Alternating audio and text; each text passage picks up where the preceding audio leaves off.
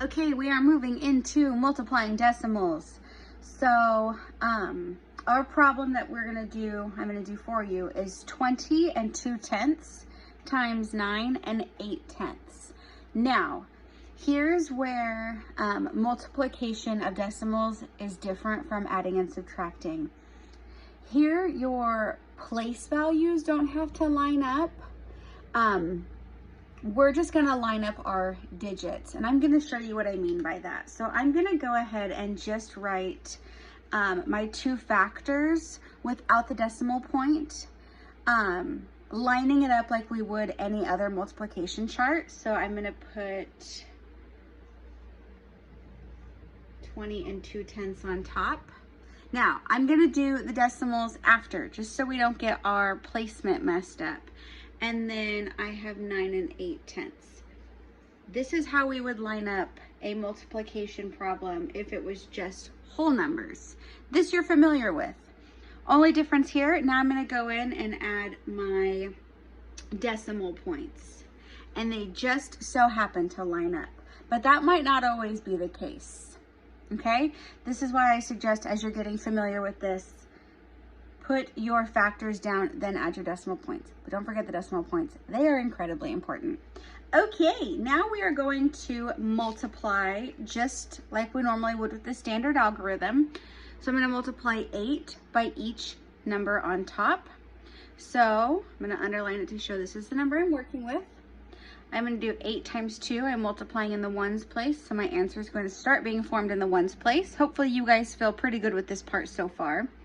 8 times 2 is 16. Put your 6, carry your 1 to the next place value. Now I have 8 times 0, which is 0, plus 1 is 1. And then what you can do, we did this in class, cross that off, because if you have to carry again, you don't want to get confused. Now I'm going to multiply 8 by my final number on top. 8 times 2 is 16. There's nothing to carry it over to, so I just bring down the 1 and the 6. Okay, now we're done with this 8 in the ones place. We're moving over to the 9. And I'm saying ones place, this is actually the tenths, but the way we're used to looking at this without the decimals, it would be the ones place. I should have called it the tenths. Now we're multiplying by the ones place. Sorry, we're moving over in place value. So because I'm moving over in place value, I'm gonna add the 0 to show I'm going to the next bigger place value. So I'm going to multiply 9 by each number on top.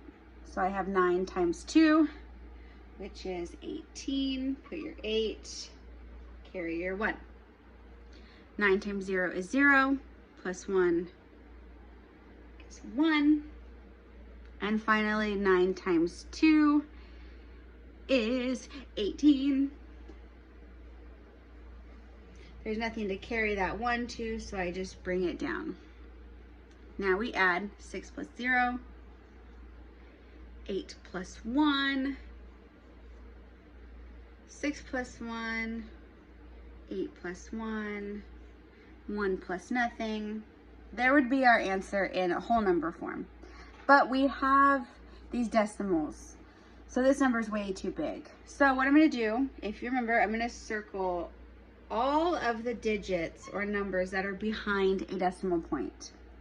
I have 2 numbers circled, so I come down to the end of my answer, because we can always assume if there's a whole number, the decimal would be at the end. This would be in the ones place, and you'd have your decimal point. I'm gonna move over to the left that way, 2 places, 1, 2. My final answer is 197 and 96 hundredths.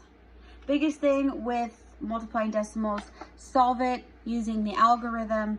Make sure you don't forget those decimal points and how many place values you have to move over in your final answer. Okay, good luck, my friends. You got this.